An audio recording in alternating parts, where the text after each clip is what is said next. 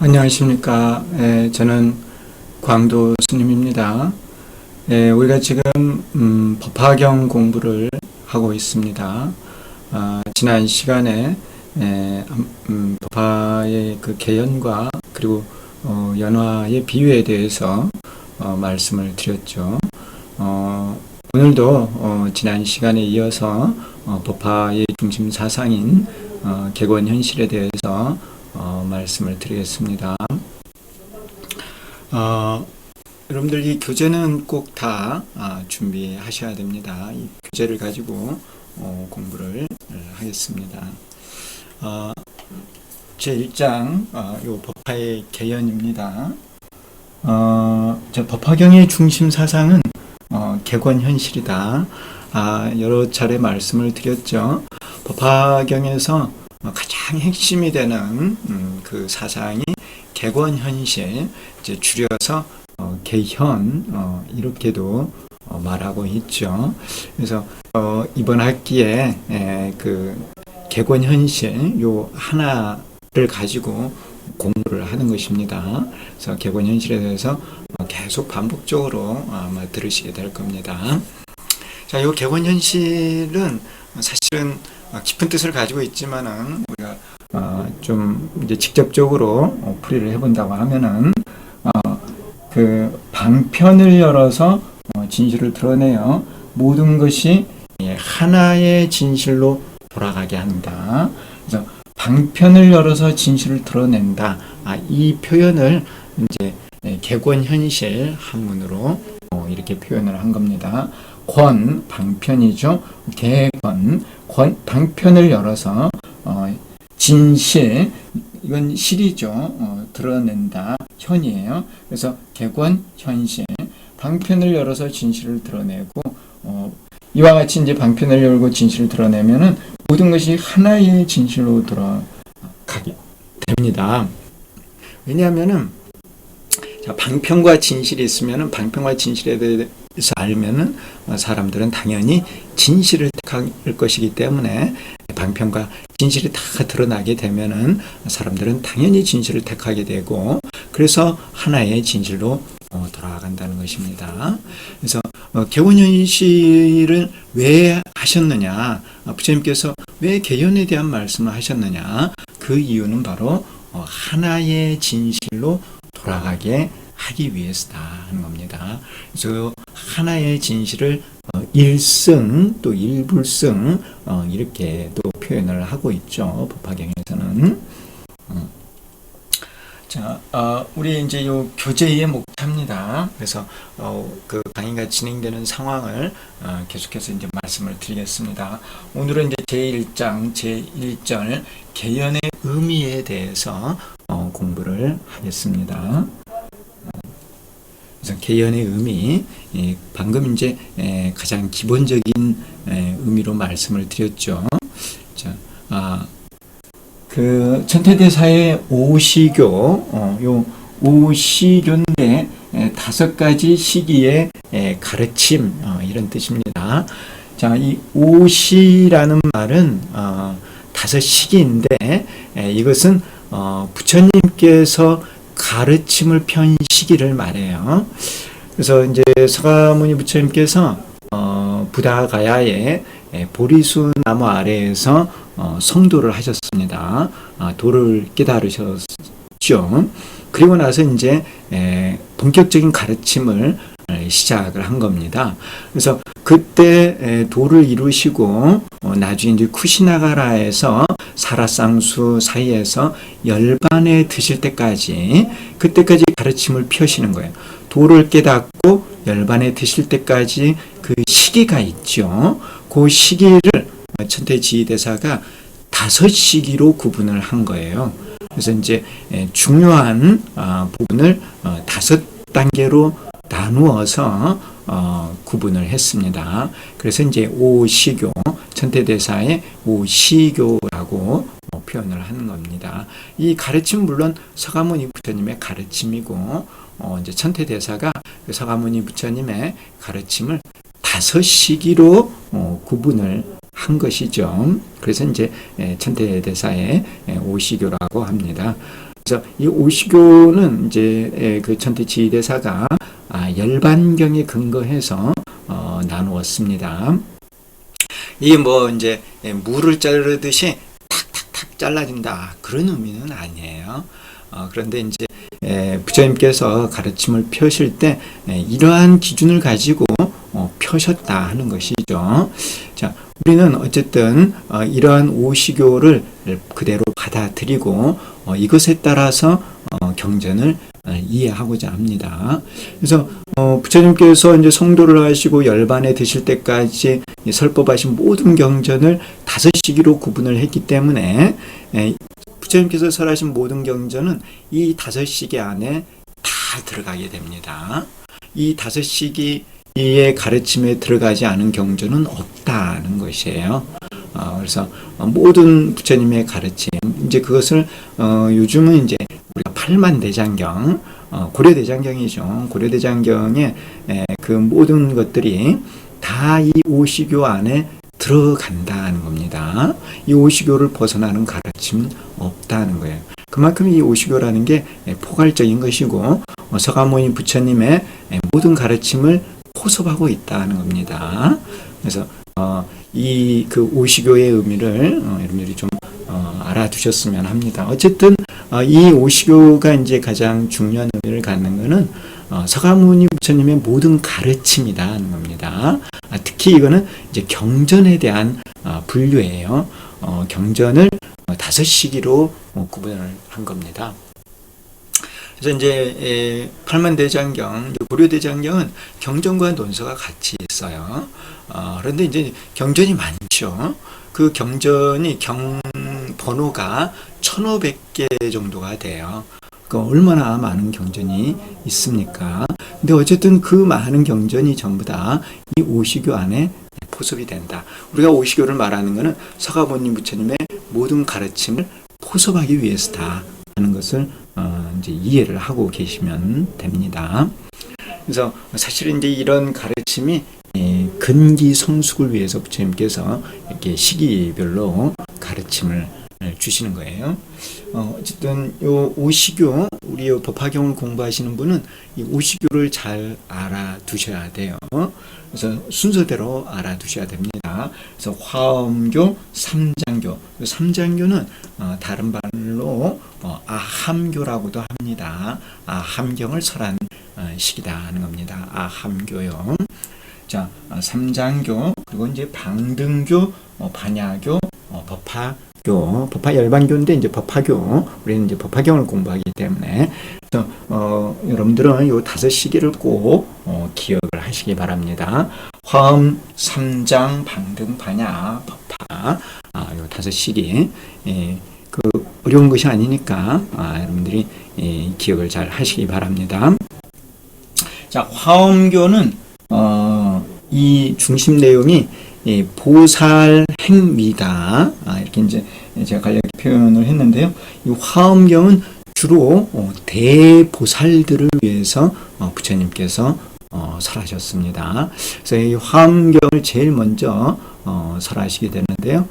부다가야의 그 보리수 나무 아래에서 부처님께서 이제 홀로 도를 이루셨어요. 그 주변에는 이제 사람은 없었습니다. 근데 그 대각을 성취할 그때에 이제 대보살들이 구름처럼 모여들었어요. 부처님께서 대각을 성취하는 그 순간을 지켜보기 위해서 많은 보살들이 부처님을 에워싸고 있었습니다. 그래서 이제 부처님께서 대각을 성취하신 다음에 37, 21일 20하루 동안 설하신 경전이 화엄경이다 하는 겁니다. 그래서 이때는 화엄경은 보살들의 수행과 계위, 보살행에 대해서 주로 설하셨어요. 사람들은 없었고 주로 보살들이 있었고 그 보살들 주변에 이제 천룡 팔부들이 또 있었다고 합니다. 어쨌든 이 보살들을 위해서 화엄경을 설하셨습니다. 이 보살들은 근기가 높아요. 그래서 대근기를 위해서 이 화엄경을 설하셨다 겁니다. 대근기를 위해서 화엄경을 설하신 다음에 그 다음에 부처님께서 이제 작은 근기들 성문연가 이들이 좀 근기가 낮습니다. 그래서 그 작은 근기들 특히 이제 처음에 그 부처님께서 부다가야에서 화엄경을 설하신 다음에 바라나시의 녹야원으로 갑니다. 녹야원에 이제 5비구가 있었어요. 5비구요. 그들은 이제 성문입니다. 그 성문 낮은 근기들을 위해서 삼장교, 요 삼장은 경장율장 논장 이렇게 이제 말을 하는데 이제 대승에도 삼장 있고 소승에도 삼장이 있는데 여기서 삼장은 소승의 삼장교를 말하고요. 암경을 말합니다. 암경. 그래서 그 암교는 낮은 근기를 위해서 부처님께서 법을 설하신 게 이 삼장교가 되겠습니다. 화엄교는 큰 근기고 아함, 방등, 반야는 작은 근기를 성숙시키는 거예요. 화엄교는 큰 근기를 성숙시키는 거고 아함, 방등, 반야는 아주 낮은 단계에서부터 차츰차츰 높은 근기로 키워나가는 겁니다. 그래서 그 시작. 그래서 암경은 불교의 가장 기초적인 내용들을 담고 있습니다. 그리고 또한 이제 낮은 근기를 위해서 설하셨기 때문에 이해도 좀 쉽습니다. 어쨌든 암경은 편설소승이다. 이제 천태대사 이렇게 표현을 했는데요. 이제 소승에 대해서 치우치게 설하셨다. 이제 소승만을 설하신 거예요. 여기에는 이제 대승은 없습니다. 화엄이나 방등, 반야, 법화는 전부 다 대승인데 이 삼장교만큼은 이제 소승만을 설하신 거예요. 그래서 편설소승이다 이렇게 표현을 합니다. 그리고 이제 방등교, 요 방등교의 대표적인 경전이 이 유마경입니다. 유마경이 있고 또 승망경이 있고 이러한 경전, 이 방등부의 경전, 이 경전은 주로 내용이 뭐냐 하면은 파소현대, 작은 것을 파하고 큰 것을 드러낸다. 이 작은 게 뭐냐면 소승이에요.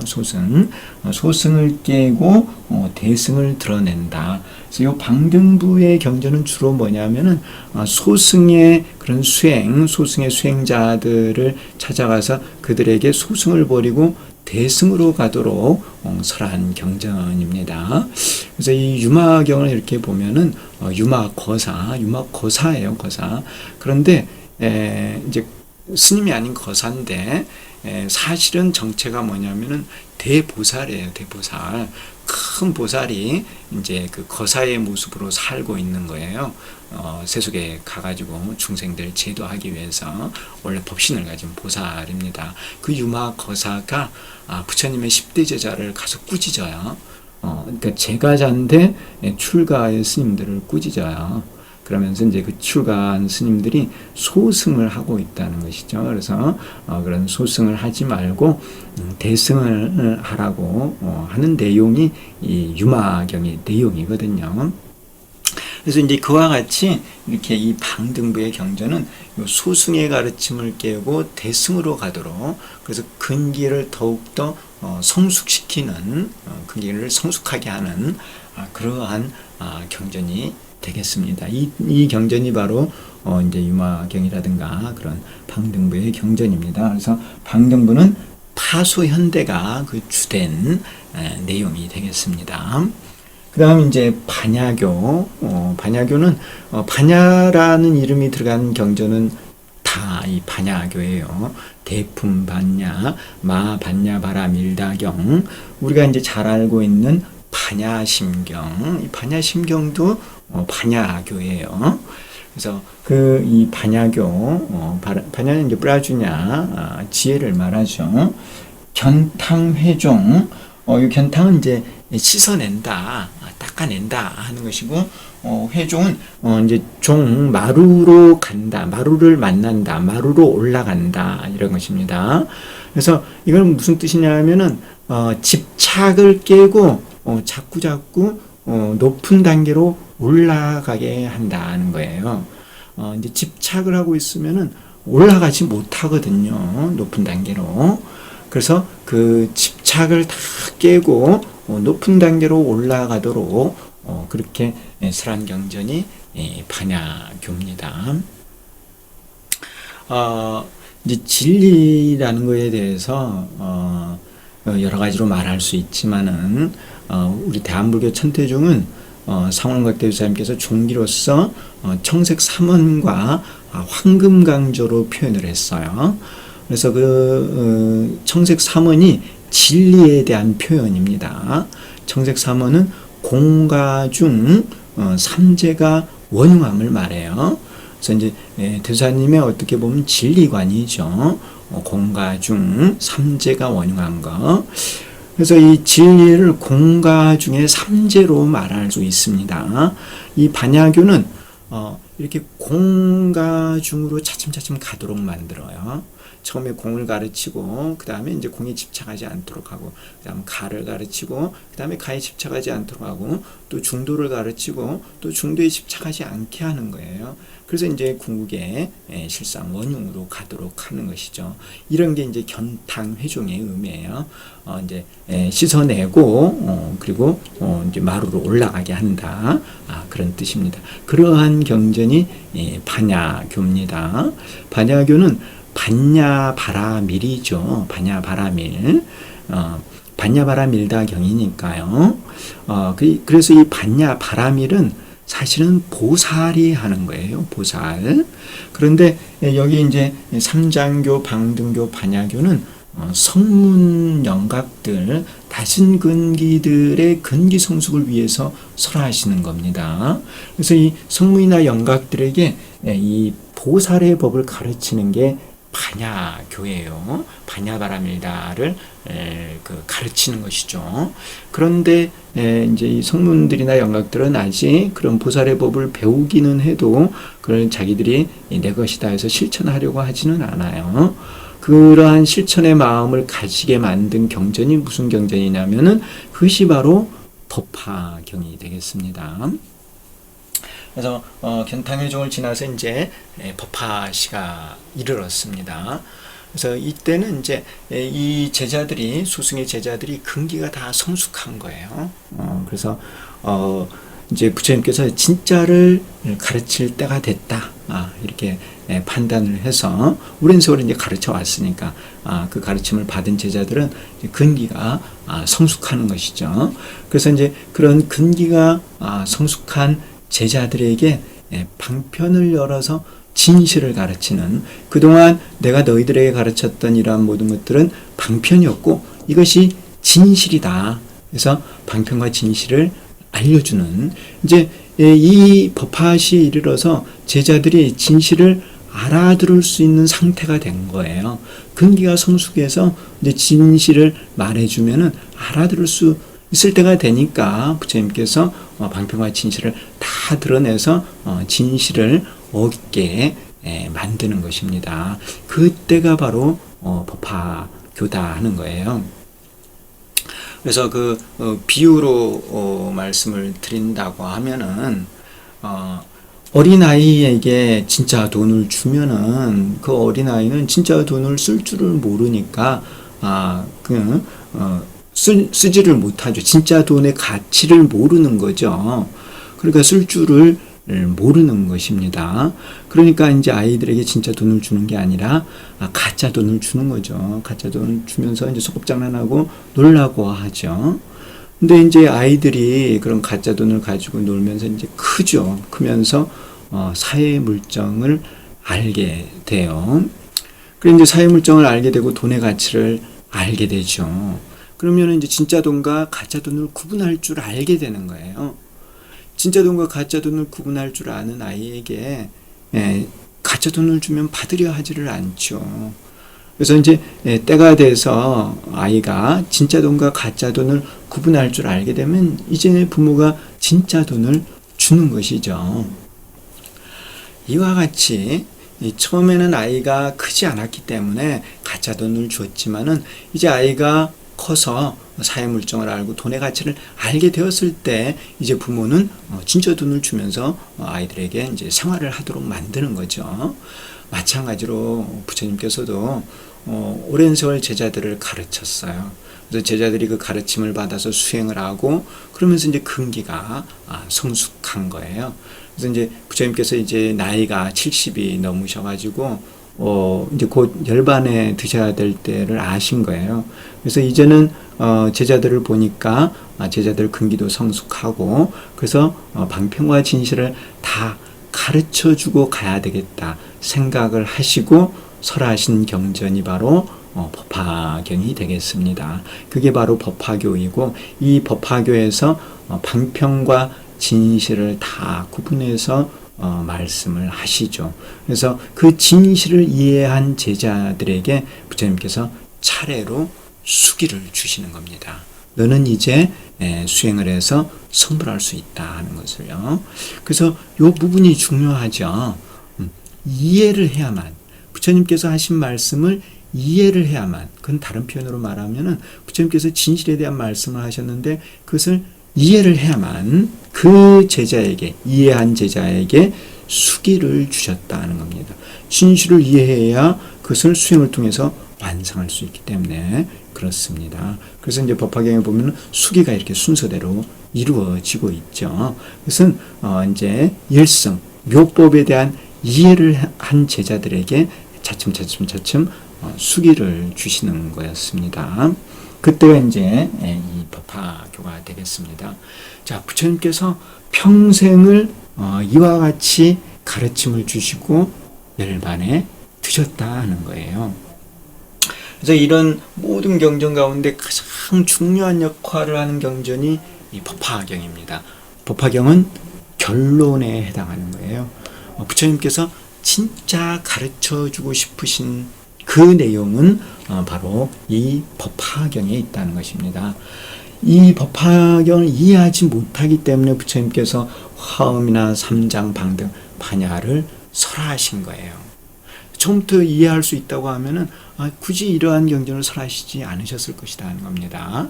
이 법화를 이해하지 못하기 때문에 이해할 수 있도록 근기성숙을 위해서 화엄이나 삼장, 방등, 반야를 설하셨다는 겁니다. 그래서 이 화엄이나 삼장, 방등, 반야 안에는 방편이 다 들어가 있어요. 화엄에는 방편과 진실이 다 있고요. 삼장교에는 방편만이 있어요. 방등, 반야에는 방편과 진실이 다 있습니다. 그렇지만은 이 안에서의 진실은 방편에 감추어져 있다는 것입니다. 그래서 지난 시간에 연화의 비유로 말씀을 드렸죠. 연꽃 안에 열매가 들어가 있어요. 그래서 열매가 드러나지 않죠. 그렇지만 그 연꽃 안에는, 꽃 안에는 열매가 있는 것이죠. 그래서 연꽃 안에 열매가 있는 상태, 부처님께서 방편을 쓰시는 시기다 하는 겁니다. 그때가 이 네 시기예요. 그 다음에 이제 법화에 오면은 방편과 진실이 다 드러나게 되고, 제자들은 이제 방편과 진실을 이해하게 되고, 그래서 부처님께서 수기를 주시는 경전이 법화경이 되겠습니다. 그래서 그러한 법화경의 내용을 바로 객원현실이라고 표현을 하는 것입니다. 방편을 열어서 진실을 드러낸다 하는 것이죠. 예.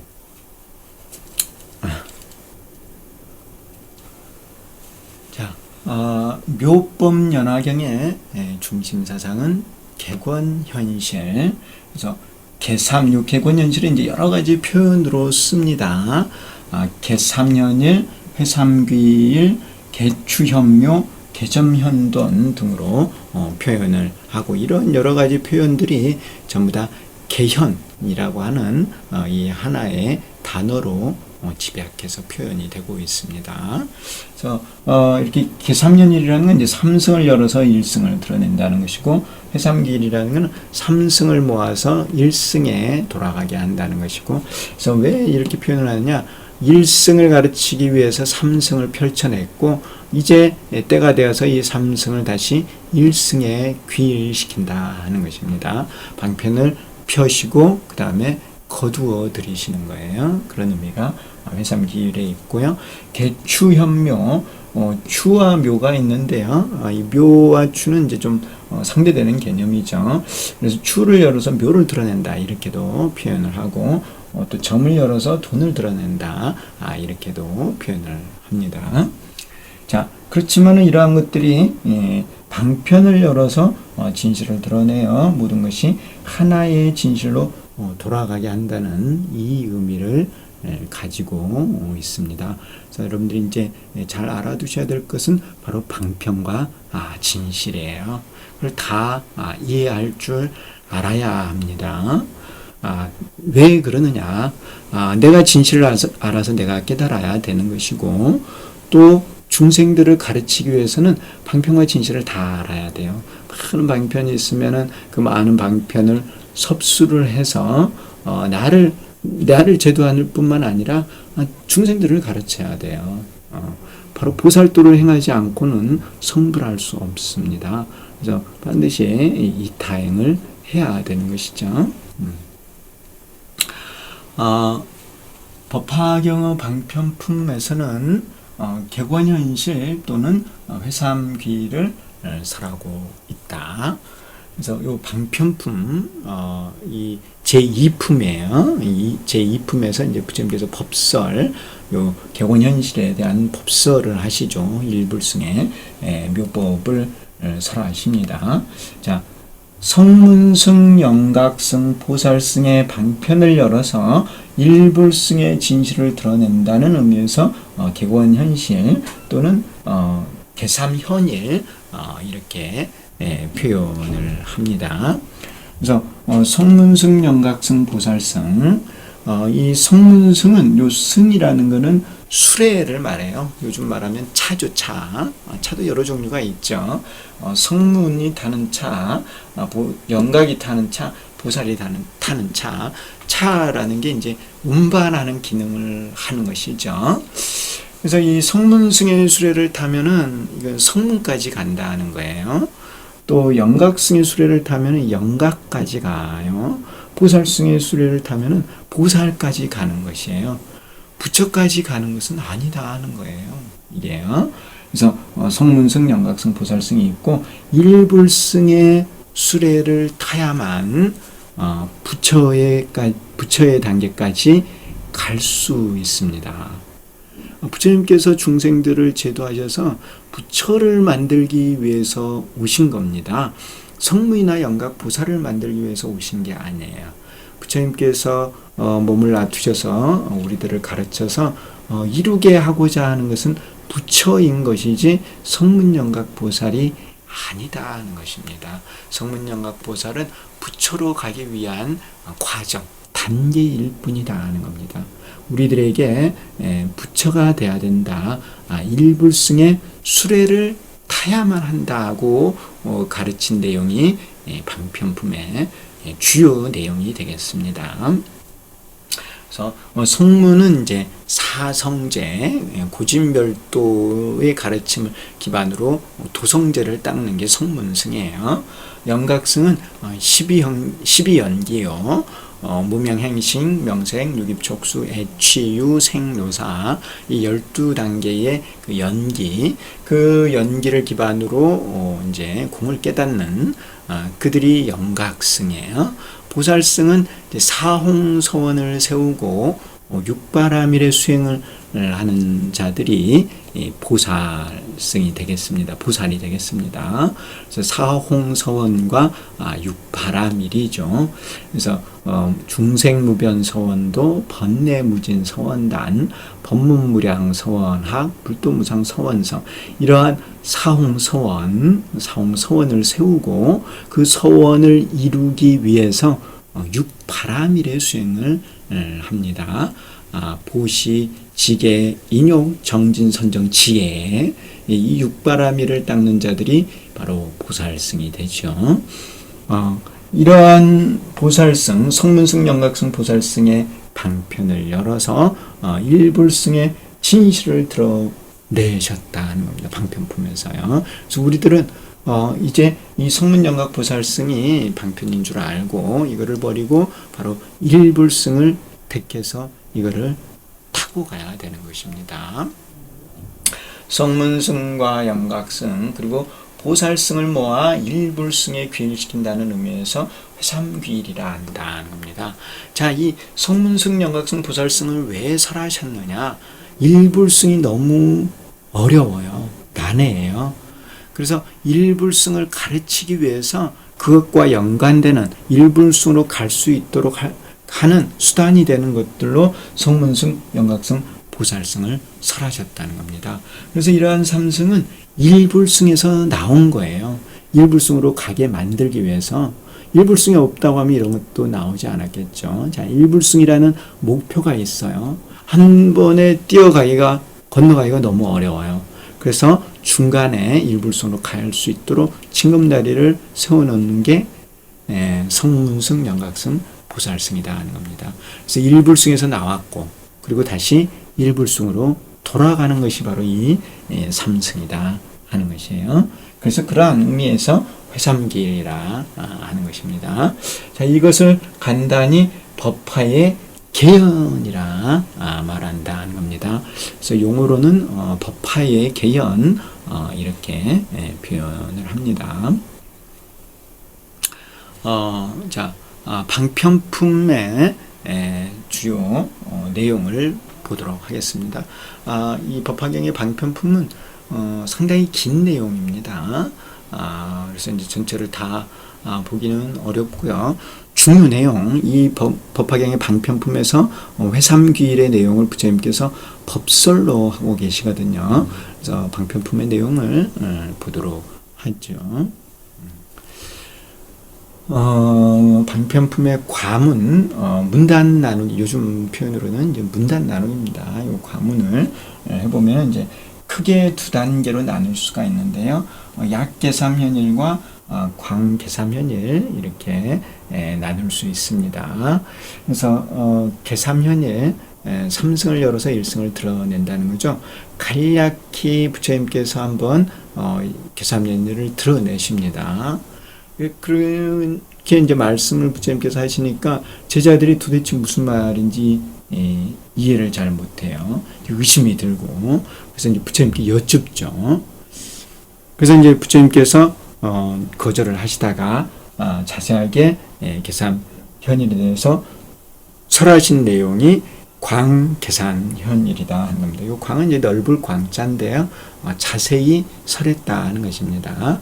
계삼현일에 대해서 자세하게 설하신 내용이 광계삼현일이 되겠습니다. 그래서 처음 시작해서 이 약계삼현일에서 처음 시작해서 탄이짐 두 가지 지혜를 찬탄한다 하는 겁니다. 이 두 가지 지혜가 뭐냐면은 부처님께서 가지신 지혜인데요. 그 지혜가 실지와 권지 이렇게 표현을 합니다. 실과 권이죠. 실과 권, 권실, 권지, 실지. 이 실지는 진리를 보는 지혜고, 권지는 중생들을 가르치는, 중생들에게 방편을 써서 가르침을 주는 지혜가 권지예요. 이 권지는 실지에서 나옵니다. 부처님께서 진실을 알기 때문에 그 진실에 기반해서 중생들에게 방편을 쓸 수가 있는 것이죠. 그래서 실지와 권지 이 두 가지 지혜 이거를 찬탄을 하는 것이죠. 부처님께서는 진실을 보는 지혜가 있고 방편을 쓰는 지혜가 있다는 것입니다. 그래서 이 두 가지 지혜는 우리 대한불교 천태종의 종기에 잘 드러나 있습니다. 우리 이렇게 종기를 보면은 청색 3원에 금강저가 중앙에 세워져 있죠. 이 금강저는 상하로 세웁니다. 종으로 세운다는 거예요. 말하자면은 이렇게 세우는 겁니다. 그리고 이제 원래 원은 이렇게 주변에 이렇게 돌도록 되어 있는 것이죠. 상하로 세웁니다. 상하로 세우는 이유가 있어요. 그게 뭐냐면 상구보리 하와 중생이에요. 위로는 보리를 구하고 아래로는 중생을 제도하는 의미가 있습니다. 그래서 금강전은 상하로 세우는 것이죠. 그래서 위로 진리를 보는 지혜가 실지예요. 밑으로 중생을 가르치는 지혜가 권지예요. 그 두 가지 지혜는 바로 부처님의 지혜죠.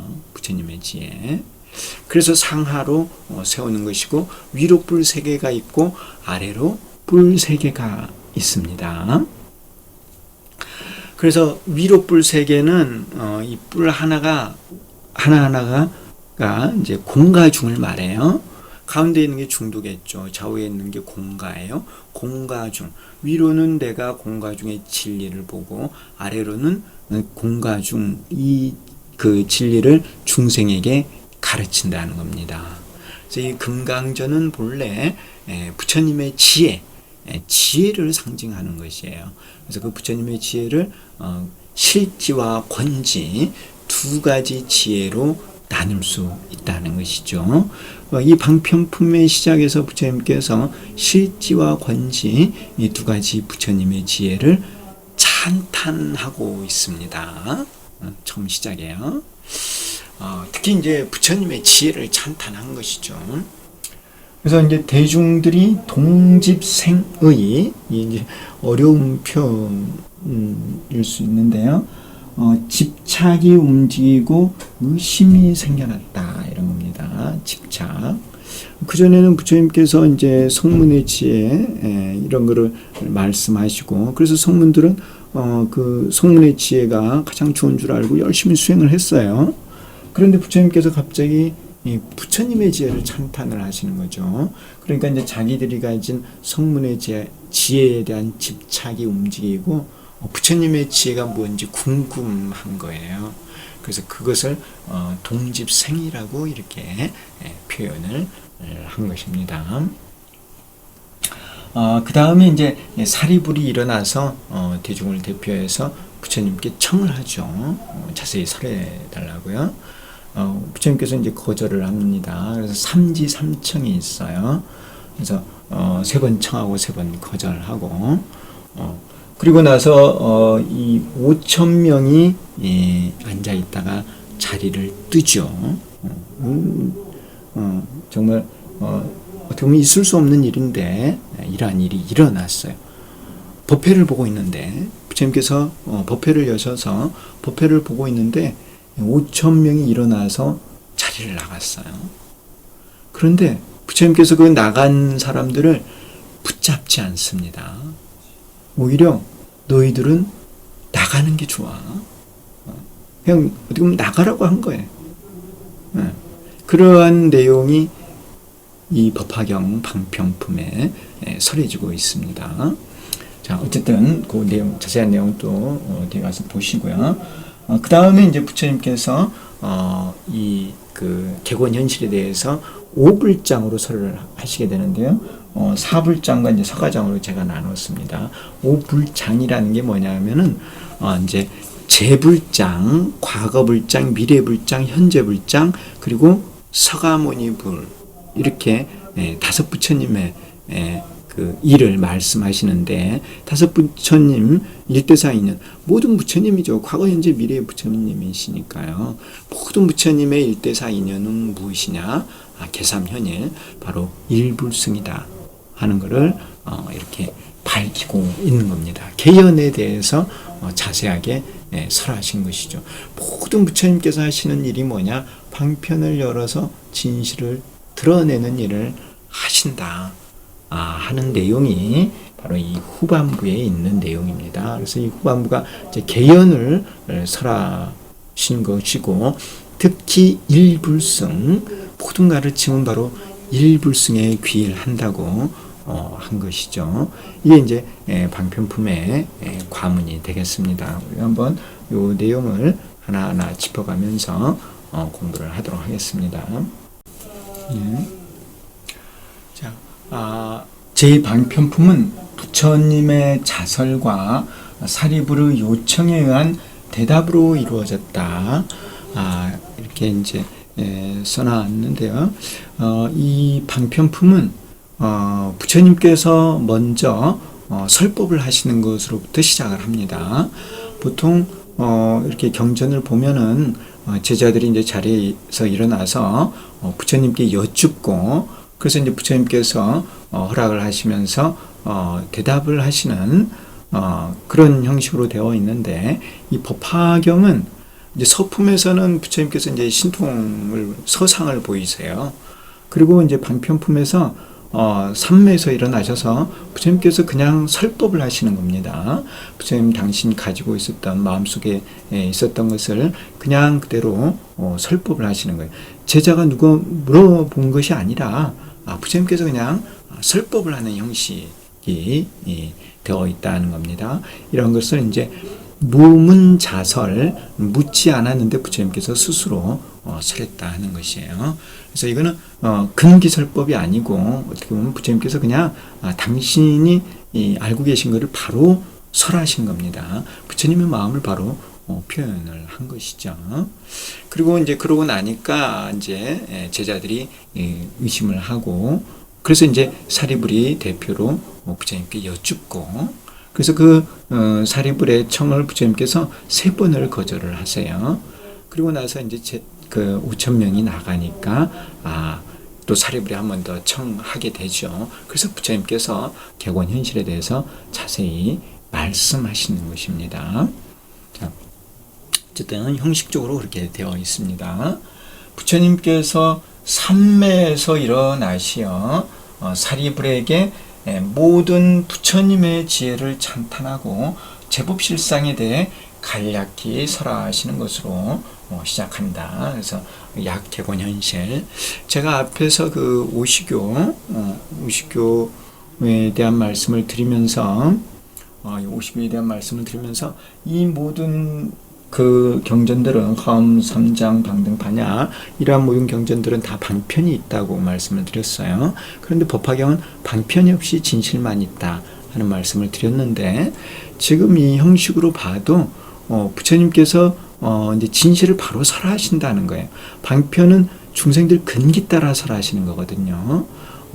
진실은 그냥 부처님께서 깨달으신 걸 그냥 설하시는 거예요. 그래서 이 무문자설의 이러한 부분도 그래서 설정이 이와 같이 되어 있다는 겁니다.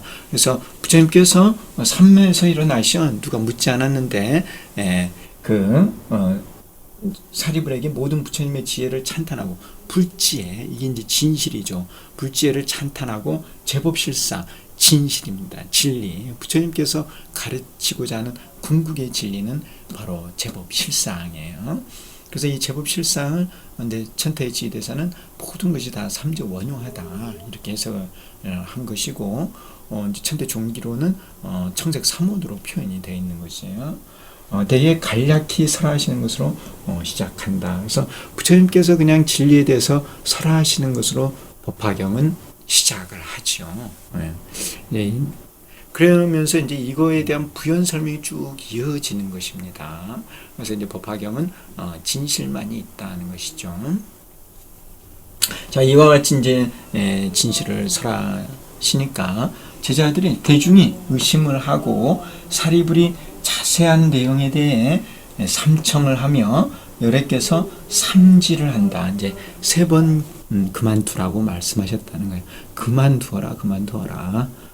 너희들은 이해할 수 없느니라, 이런 말씀이신 거죠.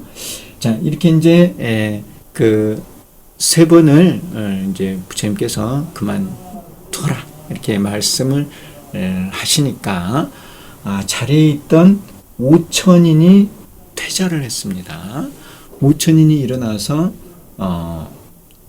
법회 그 자리를 나갔다 하는 것이에요.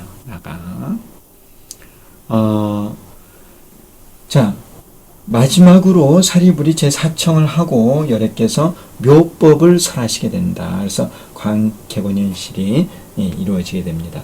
그래서 5,000명이 나가고 나서 사리불이 다시 한번 청을 하니까 부처님께서 그때의 이제 개삼연일에 대해서 자세히 설하셨다는 것이에요. 자, 보시죠. 표로 다시 한번 그려 보았습니다. 사리불이 제1청을 하죠. 그 용문 구족도에 대해서 듣기를 원하옵니다. 그러는 것이에요. 여러께서 첫 번째 끝이죠. 이시불구 사리불 지지불수부설 약설시사 일체세간 제천급인 개당 경의 그만두어라 다시 말하지 마라. 만약 이것을 말하게 되면 일체세간과 천인이 모두 놀라고 의심할 것이다. 그래서 사리불이 다시 청하죠. 부처님 꼭 좀 설해 주십시오. 또 여러께서 그만둬라 다 문필 불경신 듣고서 믿지 않을 것이다 그런 거예요. 그래 또 사리불이 다시 또 부처님께 청을 하죠. 세 번째 청을 합니다. 그래서 이때 세존께서 사리불에게 말씀하셨다. 여이 은근 삼청 네가 이미 은근히 3번 청하였으니 기득부설 어찌 설하지 않을 수 있겠느냐. 이제 부처님 마음에서 허락을 하신 거죠. 허락을 하셨어요. 마음으로 허락을 하시면서 그래 어찌 설하지 않을 수 있겠느냐. 설해 줄 것이니라. 이것은 설해야만 하는 것이니라. 이렇게 말씀하신 거죠. 이때 이제 5천인 등이 즉종좌기 예불이태 5,000명이요. 도표를 보고 있는데 5,000명. 5,000명이 적은 숫자가 아니죠. 5,000명이 자리에서 일어나서 부처님께 예를 올리고 퇴장을 했습니다. 퇴장을요. 참 놀라운 일인 거죠. 여러분들도 상상을 해보세요. 상상을요. 법회에 갔습니다. 법사 스님이 법문을 하고 있어요. 법문을 하는 그 자리에서 갑자기 일어나서 사람들이 후로 나간다. 분위기가 아주 이상해지겠죠. 그런데 부처님께서 뭐라고 하셨느냐? 세존 무견 이불제진. 세존께서 침묵하시면서 그들을 제지하지 않으셨다는 거예요. 나가는 거를 부처님께서 제지하지 않으시고 오히려 너희들은 나가는 것이 좋으니라. 나가는 것이. 그와 같이 부처님께서 말씀하셨다는 거예요. 여시 증상만인 태역가이. 이와 같은 증상만의 사람들은 퇴역가의 물러나는 것이 또한 아름다운 것이니라. 여금선청 당위여설. 너희들은 잘 들어라. 너희들을 위해 마땅히 설할 것이니라. 자, 이러한 현상을 과연 어떻게 해석을 해야 되느냐 하는 겁니다. 자, 이 법화경은 쉽게 이해할 수 있는 내용이 아닙니다. 절대로. 그래서 부처님께서 근기를 구분을 하시는 거예요. 근기를. 들을 수 있는 근기, 또 들을 수 없는 근기 구분을 하신 것이다 하는 겁니다. 자, 부처님께서 이와 같이 하신 이유가 있어요. 왜 법회를 보지 않고 나가는 사람들에게 너희들은 나가는 것이 좋다고 말씀을 하셨느냐? 거기에는 이유가 있습니다. 자, 이 법은 믿기가 어려워요. 자, 이런 말씀이에요. 무슨 말씀이냐면은 번뇌 즉 보리, 이런 말씀이에요. 번뇌가 곧 보리다, 이런 거예요. 이런 걸 사람들이 쉽게 믿을 수 있을까요? 욕심의 마음이 그대로 깨달음이다, 이런 뜻인데, 이런 거를 일반 사람들은 이해하기 어렵다는 거예요. 그리고 잘못 이해해가지고 그대로 그냥 번뇌를 가지고 사는 거죠. 그럴 수도 있어요. 오해할 수도 있다는 거예요. 또 생사즉 열반이다, 이런 말씀이시거든요.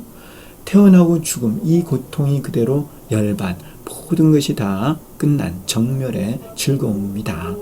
고통이 그대로 즐거움이다.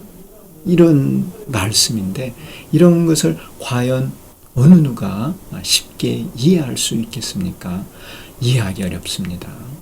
또한 부처님께서 걱정하신 건 뭐냐면은 이러한 것들이 제법이 실사, 모든 법이 다 묘라고 하는, 묘법이라고 하는, 일체가 다 삼재원흉이라고 하는 이러한 법이 정법이고 진실한 법인데, 이 법을 믿지 않는 것은 그나마 그렇다 한데, 이걸 믿지 않고 문제는 비방을 하는 문제가 생겨나요. 이걸 비방을 하면은, 이 묘법을, 정법을 비방을 하게 되면은 업이 쌓여요. 업이 쌓여서 그 업으로 인해서 지옥에서 무수한 고통을 받습니다. 뿐만 아니라 다시 정법을 만나기가 어려워요. 정법을 비방을 했다. 그러면은 지옥의 고통을 겪어야 되고, 또한 정법을 만나기가 어려운 거예요.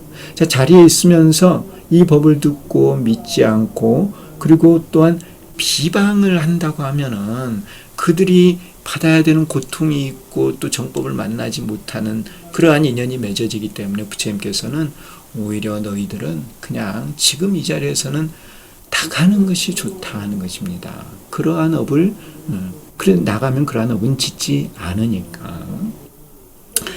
이러한 바탕에는 이제 부처님께서 어떤 생각을 하고 계시냐면은, 그 5,000명은 아직 근기가 성숙되지 않아서 이 법을 들을 수 없고, 그렇다고 해서 그들을 버리는 게 아닙니다. 부처님께서요. 부처님께서는 또 생각을 하고 계시는 거예요.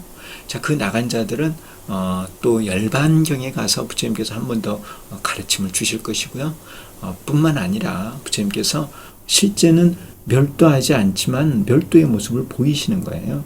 그러면서 또 다음 생을 기약을 하는 것입니다. 너희들은 이 생에는 어려워. 다음 생에 또 수행을 해서 이제 또 근기가 되면 그때 가서 들으면 돼.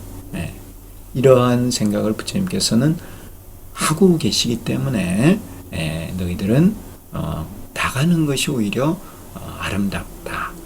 퇴역 가의 이와 같이 말씀을 하신 것입니다. 그래서 이 법화경에 이러한 부분을 잘 이해를 하셔야 돼요. 자, 법화경은 절대 쉬운 내용은 아닙니다. 이해하기 어렵죠. 그렇다고 해서 그것을 피할 것은 아니에요. 그대로 믿고 받아들이면서 실천을 해야 됩니다. 실천을 해서 꼭 깨달아야 되는 것이죠. 우리가 이 생사의 고통에서 벗어나기 위해서는 반드시 이 법을 배워야 돼요. 이 법이 아니면은 모든 생사를 벗어나지 못해요. 모든 생사에서 벗어나기 위해서는 반드시 이 법을 배워야 하는 것이에요. 그만큼 이 묘법이라는 것은 중요한 부분입니다. 그리고 한 생에 이른다는 것은 사실은 어려워요. 수많은 생을 닦으면서 내가 근기가 성숙하고 마음자리가 자꾸 이루어지고, 마음자리가 자꾸 커지고 단단해지고 부동의 자리로 자꾸 가고, 그래서 이제 어느 순간 이룰 수가 있는 것이지, 이 대단한 법을 어느 한순간에 이룬다는 것은 어려운 것입니다. 여기도 이제 나중에 사리불에게 부처님께서 이렇게 수기를 주시면서 하시는 말씀이, 오랜 세월 너는 전생에 나의 법을 들어왔느니라. 사리불이 제일 먼저 묘법을 이해를 해요. 일불승을요. 그 사리불도 수많은 생을 전생에 서가모니 부처님을 만나서 이 법을 배워왔던 거예요. 많은 생을 배우고 실천을 해서 이 근기가 성숙해진 겁니다. 그래서 이 생에 와서 이제 부처님 설법을 듣고 제일 먼저 이해할 수 있었던 것이에요. 그만큼 이 묘법이라는 것은 이해하기 어려운 것이다. 믿기 어려운 것이다. 그러한 부분이 있고, 다시 한번 말씀을 드리지만은 이 묘법은 비방을 하면은 지옥의 고통이 있고, 또한 다시는 이 법을 만나기가 어렵다는 것을 분명하게 알아두셔야 돼요. 그만큼 이 묘법은 대단한 법이시고, 부처님께서 진짜 우리들에게 가르치고자 하는 법입니다. 이 묘법을 지니고 있는 자가 바로 법사, 이제 지니고 알리는 자가 법사죠.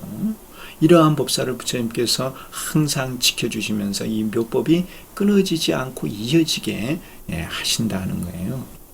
그래서 이 묘법을 지니는 것이 이와 같이 중요한 부분입니다. 함부로 할 게 아니에요. 아무에게나 설해줄 것이 아니라는 것을 이러한 대목에서 우리가 알 수 있습니다. 법화경을 배우시는 여러분들도 이 부분을 꼭 명심하세요. 이 법이 쉬운 법은 아니지만은 이 법이 바로 정법이고 이거를 꼭 배우고 익혀야 되고 깨달아야 되고 이 법은 절대 비방을 해서는 안 된다는 것을 여러분들이 꼭 알고 계셔야 합니다. 자, 어쨌든 부처님께서 이 증상만인은 깨닫지 않았는데 깨달았다고 생각을 하는 자들이에요. 이들이 기껏해야 공밖에 깨달은 게 없어요. 공 위에 이제 가와 중도가 있는데 다 깨달았다고 생각을 하는 것이죠. 그게 바로 증상만인이에요. 부처님은 이제 중도, 삼재 원흉까지 다 깨달으신 분이에요. 부처님 다 깨달으셨는데 기껏 이제 공밖에 안 깨달으면서 다 깨달았다고 생각하는 무리들이다 하는 거예요. 그래서 그런 자들을 증상만인이다 그래요. 다 깨닫지 못했는데 깨달았다고 생각하는 자들이에요.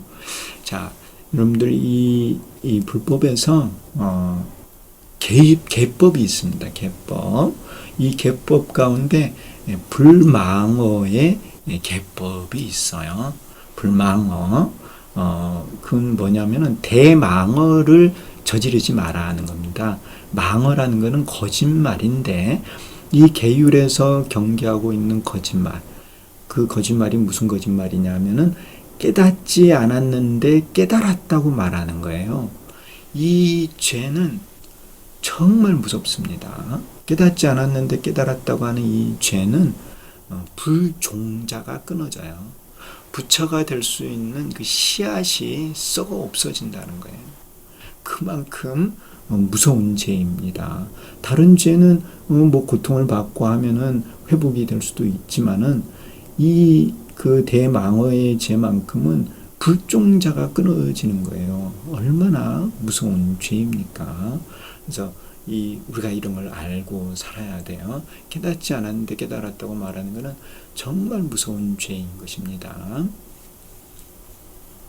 자, 상지업 미거 열애 삼지. 지업이 아직 가지 않았으므로 여러께서 3번을 그치셨다는 겁니다. 자, 어찌 설하지 않을 수 있겠느냐 하시면서 계속 부처님께서 설하지 않고 있었습니다. 그 이제 침묵을 하고 있는 그 사이에 3,000명이, 5,000명이 자리를 나간 거죠.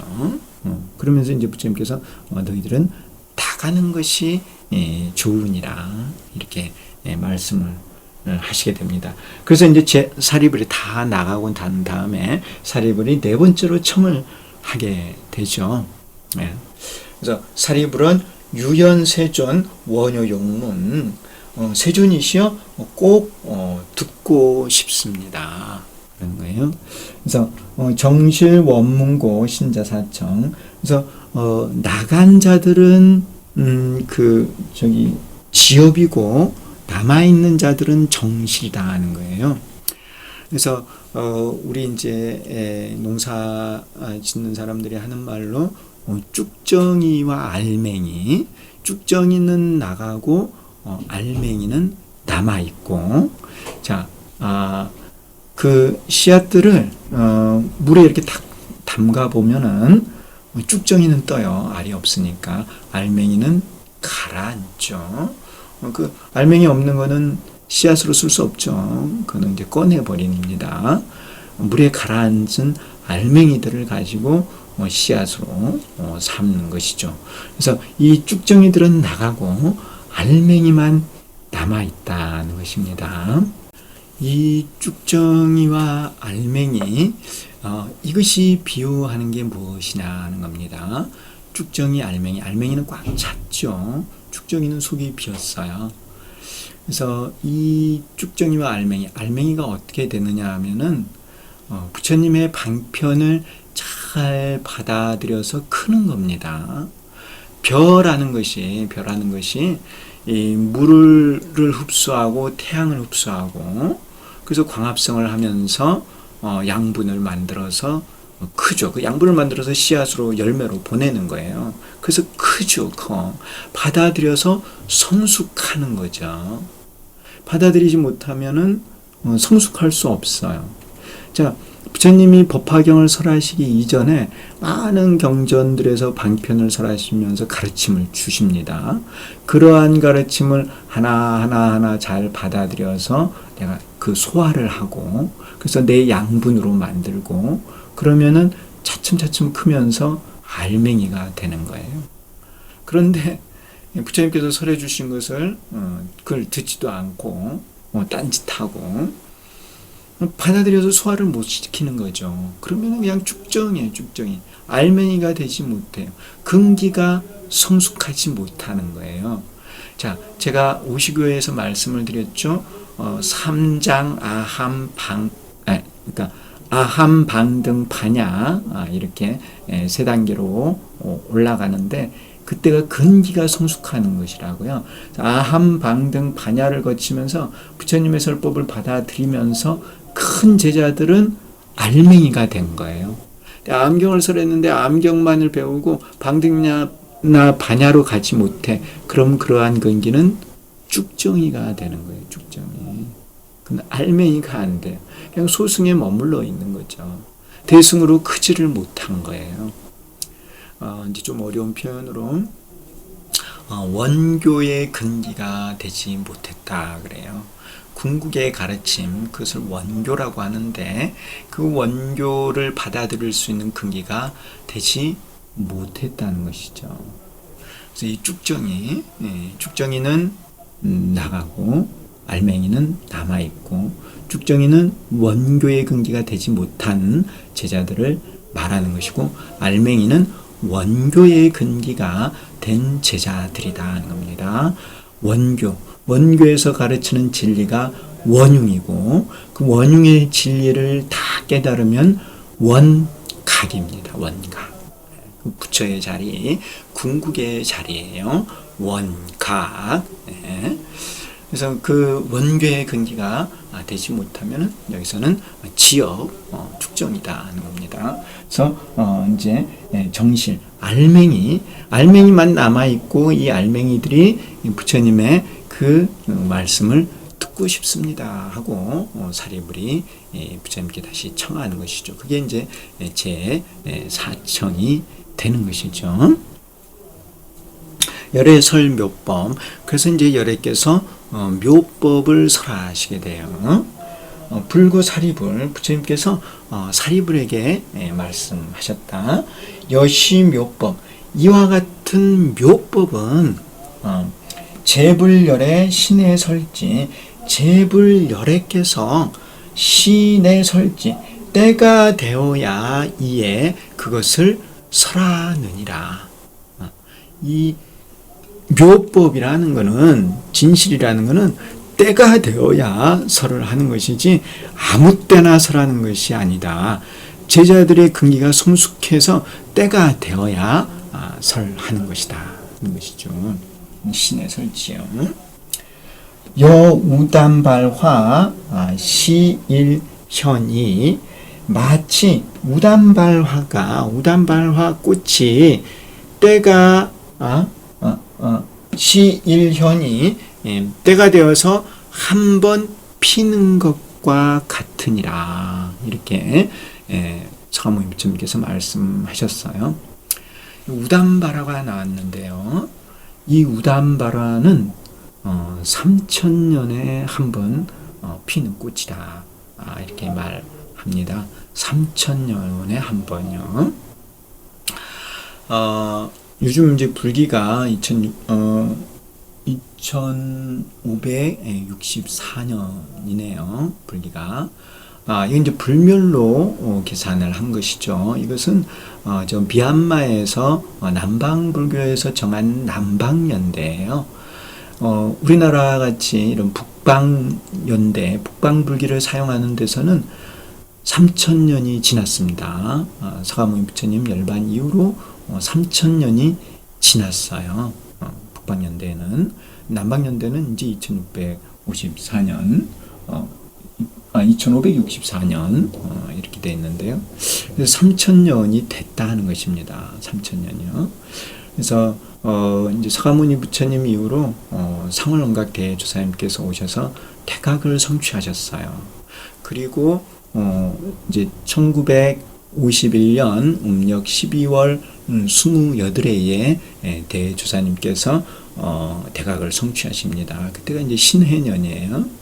신묘년이죠. 신해년에 태어나셔가지고 신묘년에 대각을 성취하시고, 그리고 이제 1965년에 대한불교 천태종 종우회를 구성하시고 66년도에 대한불교 천태종을 중창을 하십니다.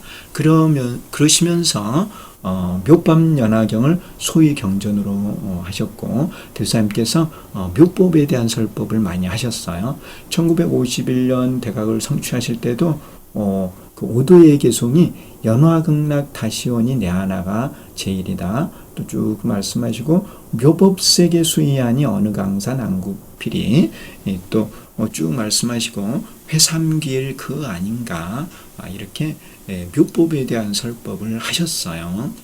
그런데 서가모니 부처님 가시고 나서 거의 3000년이 됐다는 겁니다. 3000년. 대사님께서 오셔서 대각을 성취하시고 묘법을 설하신 때가 서가모니 부처님 이래 3000년이 됐다는 겁니다. 3000년. 그래서 여기서도 법화경 방편품에서도 서가모니 부처님께서 무단바라가 한번 피듯이 이 법화경을 설한다. 그래서 3000년 전에 서가모니 부처님께서 묘법에 대해서 설법을 하셨고, 3000년 뒤에 상원각 대조사님께서 대각을 성취하시고 또한 묘법을 설하셨다는 겁니다. 3000년에 한번 피는 게 맞지요.